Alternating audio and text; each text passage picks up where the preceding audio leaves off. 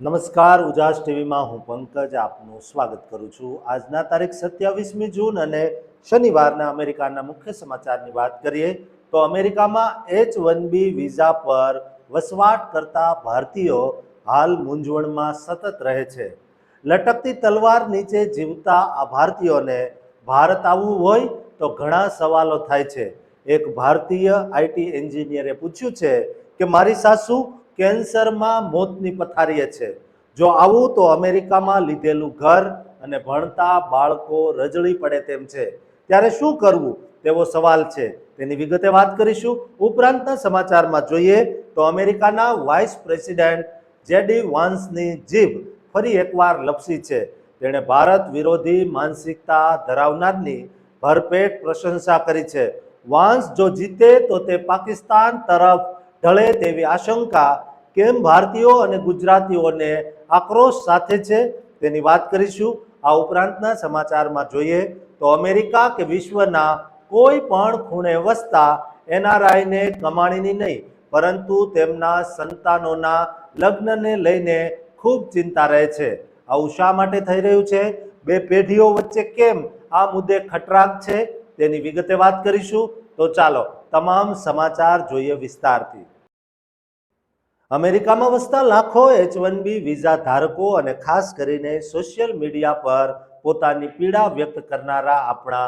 હજારો ગુજરાતી આઈટી પ્રોફેશનલ્સને સ્તબ્ધ કરી દેનારા અને ચિંતામાં મૂકી દેનારા સમાચાર સામે આવ્યા છે,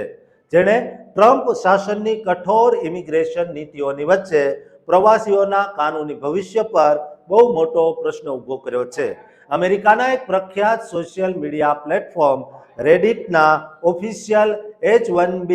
સબ રેડિટ પેજ પર એક ભારતીય વિઝા ધારકે પોતાની પારિવારિક લાચારી અને કટોકટી શેર કરતા એક પોસ્ટ મૂકી છે, જેમાં તેણે લખ્યું છે કે તે અને તેની પત્ની બંને અમેરિકામાં કાયદેસર H-1B વિઝા પર આઈટી પ્રોફેશનલ તરીકે નોકરી કરે છે, પરંતુ હાલમાં ભારતમાં રહેતા તેમના સાસુ એડવાન્સ સ્ટેજ એટલે કે કેન્સરની ગંભીર બીમારીના લીધે છેલ્લા તબક્કામાં હોસ્પિટલની પથારીએ મોતના મુખમાં છે,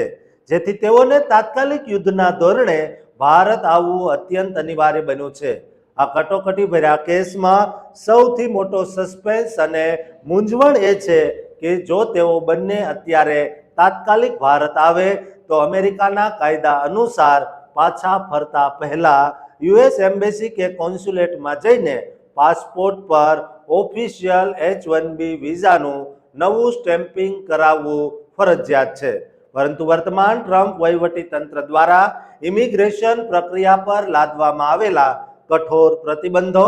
સખત સોશિયલ મીડિયા સ્ક્રીનિંગ અને કાનૂની બેકગ્રાઉન્ડ ચેકના લીધે અમેરિકી દૂતાવાસમાં નવી એપોઇન્ટમેન્ટ મળવામાં મહિનાઓનો ભયાનક વિલંબ થઈ રહ્યો છે। ગ્રાહકે પોતાની ચિંતા વ્યક્ત કરતા સત્તાવાર લખ્યું છે, જો વિઝા સ્ટેમ્પિંગના લીધે ભારતમાં બહુ મોટો સમય વીતી જાય તો અમેરિકામાં તે બંનેની અસલી આઈટી જોબ્સ એટલે કે નોકરીઓ કાયમ માટે સાવ છૂટી જશે અને વળી અમેરિકામાં તેમણે પોતાનું મોટું ઘર ખરીદ્યું છે અને તેમને બે માસૂમ બાળકો છે, જેમાં એક મિડલ સ્કૂલર અને બીજું સાવ નાનકડું ટોડલર બાળક છે, જે નાના બાળક સાથે ચાલુ જૂન 2026ના મહિનાની ભારતની આ અસહ્ય કાળઝાળ ગરમીમાં રહેવું પણ બહુ મોટો સ્વાસ્થ્યનો પડકાર છે। આ પોસ્ટ પર ઇન્ટરનેટ પર કરોડો લોકોની મિશ્ર પ્રતિક્રિયાઓ જોવા મળી રહી છે, જ્યાં કેટલાક વિશ્લેષકો અને મિત્રોએ સલાહ આપી છે કે કરિયર અને પૈસા તો પાછા આવી જશે, પણ સાસુને જોવાની આ કદાચ છેલ્લી તક હોઈ શકે છે, જેથી બધું છોડીને પત્નીના દુઃખમાં ભાગીદાર થવા બંનેએ સાથે ભારત આવવું જોઈએ અને રાત્રે 2 થી 3 વાગ્યે પોર્ટલ ચેક કરવાથી કે એમ્બેસીની ઇમરજન્સી મેડિકલ લાઇન પર ડાયરેક્ટ કોલ કરવાથી કદાચ ઓફિશિયલ ઇમરજન્સી સ્લોટ મળી શકે છે, જ્યારે કાનૂની સલાહકારોનું એક મોટું ગ્રુપ એવું કહી રહ્યું છે કે આટલું મોટું જોખમ ન લેવાય, માત્ર પત્નીએ જ ભારત જવું જોઈએ અને પતિએ બાળકો સાથે અમેરિકામાં જ રોકાવું જોઈએ, કારણ કે બે વ્યક્તિના બદલે એક જ વ્યક્તિની એપોઇન્ટમેન્ટ મળવી બહુ સરળ હોય છે। આ ચિંતા વચ્ચે એક યુઝરે પોતાનો પોઝિટિવ અનુભવ પણ શેર કર્યો કે હાલમાં જ કડક નિયમો વચ્ચે પણ તેમનું ફેમિલી રેસ્ક્યુ સ્મૂથ રહ્યું હતું અને કાયદેસરના કાગળો સાચા હોય તો ઓફિસરો અટકાવતા નથી, પરંતુ આ ઘટનાએ અમેરિકામાં વસતા આપણા હજારો ગુજરાતીઓના મનમાં જોબ સેફટી અને પારિવારિક સંવેદના વચ્ચે એક બહુ મોટું ધર્મ સંકટ અને માનસિક જંગ ઊભો કરી દીધો છે. દોસ્તો, આ ગુજરાતી, આ ભારતીય યુવકને તમે શું સલાહ આપશો? સાસુના મરતા મુખને જોવું કે અમેરિકામાં જીવતા બંને બાળકોને સાચવવા? તમારો જે જવાબ હોય તે કોમેન્ટ કરજો અને ટ્રમ્પ શાસન વચ્ચે ફસાયેલા ગુજરાતીઓને આ વિડીયો શેર કરજો અને આ ચેનલને સબસ્ક્રાઇબ કરવાનું ચૂકતા નહીં. અમેરિકાના વોશિંગ્ટનથી ત્યાં વસતા લાખો ગુજરાતીઓ અને સમગ્ર ઇન્ડિયન અમેરિકન ડાયસ્પોરાને ચોંકાવી મૂકનારા ભારે આક્રોશ પેદા કરે તેવા સમાચાર સામે આવ્યા છે, જે ભારત અને અમેરિકાના રાજદ્વારી ભવિષ્ય પર બહુ મોટો પ્રશ્ન ઊભો કરે છે. યુએસ વાઇસ પ્રેસિડેન્ટ જેડી વેન્સે કેલિફોર્નિયાના યોર્બા લિન્ડામાં આવેલા Richard Nixon presidential library and museum ખાતે 25 જૂન 2026ને ગુરુવારના રોજ પોતાની નવી ધાર્મિક પુસ્તક communal finding my way back to ફેથના પ્રમોશન દરમિયાન અમેરિકાના પૂર્વ વિવાદાસ્પદ રાષ્ટ્રપતિ રિચાર્ડ નિક્સનની જાહેરમાં પ્રશંસા કરીને મોટો ભૂકંપ સર્જ્યો છે. જેડી વેન્સે નિક્સનને એક અસાધારણ પોલિટિકલ જીનિયસ એટલે કે રાજકીય જાદુગર ગણાવ્યા અને અમેરિકાના ઇતિહાસના સૌથી કાળા ડાઘ સમાન પ્રખ્યાત વોટરગેટ સ્કેન્ડલનું કાનૂની મહત્વ સાવ ઓછું આંકતા કહ્યું કે જો વોટરગેટ કૌભાંડ આજની તારીખમાં થયું હોત તો તે મીડિયામાં માત્ર 12 કલાકની એક સામાન્ય ન્યૂઝ સ્ટોરી બનીને જ રહી ગયું હોત અને તે રાષ્ટ્રપતિ પદને સહેજ પણ પડકારી શકત નહીં. આ નિવેદનોથી અમેરિકન રાજકારણમાં તીવ્ર વિરોધ ફાટી નીકળ્યો છે, કારણ કે રિચાર્ડ નિક્સન અમેરિકાના ઇતિહાસના એકમાત્ર એવા કમનસીબ રાષ્ટ્રપતિ છે જેમને વોટરગેટ કવર અપના ગુનાહિત કાવતરાના કારણે પોતાના પદ પરથી શરમજનક રીતે રાજીનામું આપવું પડ્યું હતું. જેડી વેન્સે પોતાની સરખામણી પણ નિક્સન સાથે કરતા કહ્યું કે એક યુવાન senator, vice president, best selling author અને મીડિયા દ્વારા સતત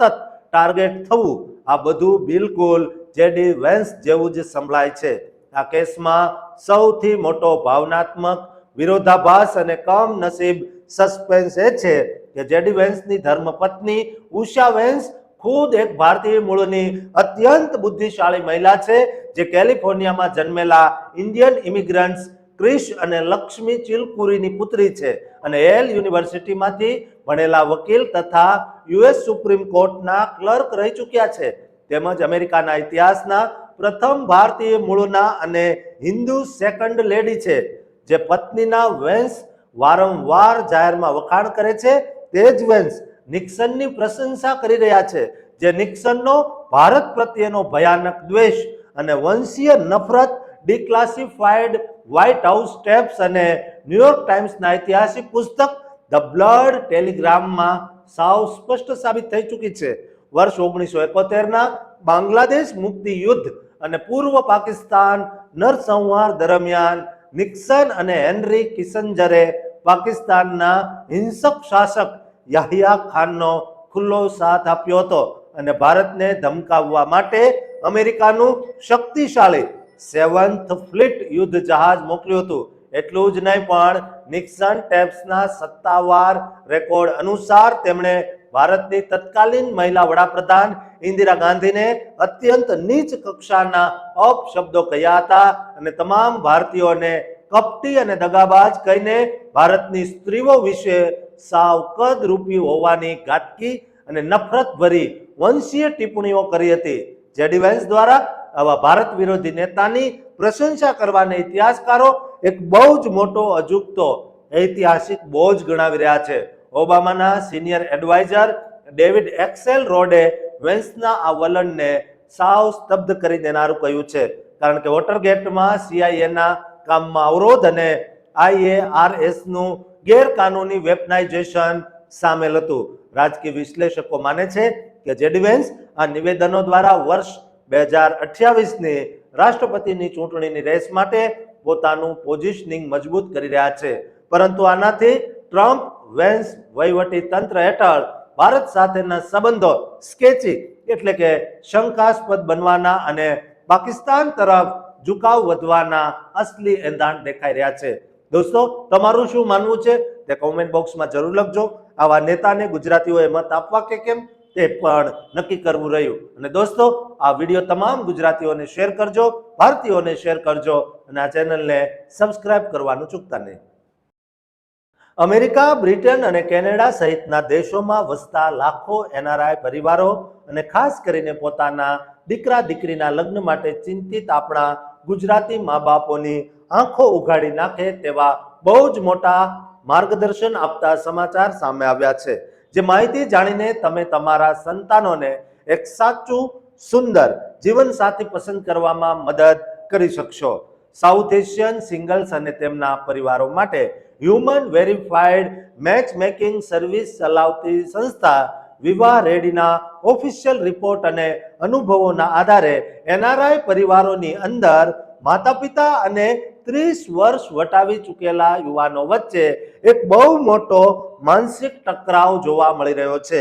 જ્યાં મા બાપને એવું લાગે છે કે તેમનું સંતાન લગ્ન માટે અતિશય પીકી એટલે કે વધારે પડતું નખરાળું થઈ ગયું છે, જ્યારે બાળકોને એવું લાગે છે કે તેમના માતા પિતા લગ્નને કોઈ પવિત્ર સંબંધ નહીં પણ ઇન્કમ ટેક્સ રિટર્નની છેલ્લી ડેડલાઇનની જેમ ટ્રીટ કરી રહ્યા છે. આ વિવાદની અસલી કાનૂની અને સામાજિક હકીકત એ છે કે જે લગ્નો લાંબા સમય સુધી ટકી રહે છે તેમાં ક્યારેય high profile biodata, green card, ડોક્ટરની ડિગ્રી કે 2 દેશોમાં કરોડોની પ્રોપર્ટી હોવી એ ક્યારેય કામ આવતી નથી. પણ જિંદગીના સૌથી ખરાબ અને મુશ્કેલ દિવસોમાં 2 વ્યક્તિઓ એકબીજા પ્રત્યે કેટલા દયાળુ અને પ્રેમાળ રહે છે તે જ અસલી બાબત મેટર કરે છે. નિષ્ણાતોએ એનઆરઆઈ મા બાપોને બહુ જ કઠોર પણ સાચી કાનૂની સલાહ આપતા 4 મુખ્ય મુદ્દાઓ રજૂ કર્યા છે, જેમાં પહેલું કે એ છે કે તમારા પુખ્ત વયના સંતાનોને લગ્નનો નિર્ણય લેવાની સંપૂર્ણ આઝાદી સાચા દિલથી સોંપી દો. તેમને કોઈ લિમિટેડ લિસ્ટ ન આપો, કારણ કે જો બાળકને એવું લાગશે કે નિર્ણય તેના પર થોપવામાં આવ્યો છે તો તે કાં તો બળવો કરશે અથવા તો મજબૂરીમાં લગ્ન કરશે, જે બંને કિસ્સામાં તે એક ખરાબ સ્પાઉસ એટલે કે જીવન સાથી સાબિત થશે. બીજું એ કે સ્ક્રીનિંગ કરવાની તમારી જૂની પદ્ધતિ સાવ બદલી નાખો. બાયોડેટા માત્ર એ બતાવે છે કે સામાવાળાએ જિંદગીમાં શું સિદ્ધિઓ મેળવી છે, પણ તેનું કેરેક્ટર એટલે કે ચરિત્ર એ બતાવે છે કે મુશ્કેલીના સમયે કેવું વર્તન કરશે. તેથી જુઓ કે તે વ્યક્તિ હોટેલના વેઇટર, નાના ભાઈ બહેનો કે નબળા મા બાપ સાથે કેવું વર્તન કરે છે અને શું તેની કોઈ જૂની લાંબી દોસ્તી કોઈ ઝઘડા પછી પણ ટકી રહે છે કે નહીં. ત્રીજી મોટી લાલબત્તી એ છે કે 30 વર્ષ પહેલા સેટલ થઈ જવાનું સામાજિક દબાણ લાવવાનું સાવ બંધ કરો, કારણ કે જ્યારે યુવાનો ઘડિયાળના કાંટાને પોતાના દુશ્મન માની લે છે ત્યારે તેઓ ઉતાવળમાં સામે દેખાતો સૌથી પહેલો એક્સેપ્ટેબલ ઓપ્શન પસંદ કરી લે છે, જે કાગળ પર તો પરફેક્ટ હોય પણ વાસ્તવિકતામાં તે લગ્ન બહુ જલ્દી તૂટી જાય છે. અને ચોથું એ છે ખાસ કરીને તમારી દીકરીઓની પ્રાઇવસી અને ગૌરવનું કાનૂની રક્ષણ કરો. જૂની પદ્ધતિ જેમાં દીકરીના ફોટા આખા ઇન્ટરનેટ કે સોશિયલ મીડિયા પર વહેતા કરી દેવાતા અને સગા સંબંધીઓની ડિનર પાર્ટીઓમાં તેની ઉંમરની ચર્ચાઓ થતી, તે સાવ બંધ થવી જોઈએ. વિવાહ રેડી જેવી સંસ્થાઓ એટલા માટે જ લોકપ્રિય થઈ રહી છે કારણ કે ત્યાં સુધી કોઈ પ્રોફાઇલ કે નંબર શેર થતા નથી, જ્યાં સુધી બંને પક્ષો સત્તાવાર હા ન પાડે. આ આખી પ્રક્રિયામાં મા બાપની ભૂમિકા સાવ ખતમ નથી થતી, પણ તેમનો રોલ બદલાય છે. તેઓએ ગાડીના ડ્રાઈવર બનવાના બદલે પેસેન્જર સીટ પર શાંતિથી બેસીને સજાગ રહેવાનું છે અને પોતાના સંતાનોના સાચા નિર્ણયો પર સત્તાવાર વિશ્વાસ રાખવાનો છે, જે ચાલુ જૂન 2026ના સમયમાં દરેક ભારતીય પરિવાર માટે બહુ મોટો બોધપાઠ છે. દોસ્તો, દરેક ગુજરાતી, દરેક ભારતીય આ બાબતે ગંભીરતાથી વિચારવાની જરૂર છે, કારણ કે આપણું સંતાન વિદેશની ધરતી પર જે પ્રકારે લગ્ન પસંદગી માટે મૂંઝવણ અનુભવી રહ્યો છે તેમાં તેને વધારે મૂંઝવવાનું નથી, પણ તેને સાથ, સહકાર અને માનસિક સપોર્ટ આપવાનો છે. તમારું શું માનવું છે તે કોમેન્ટ બોક્સમાં જરૂર લખજો અને દરેકને આ વિડીયો શેર કરી આ ચેનલને સબસ્ક્રાઇબ કરવાનું ચૂકતા નહીં.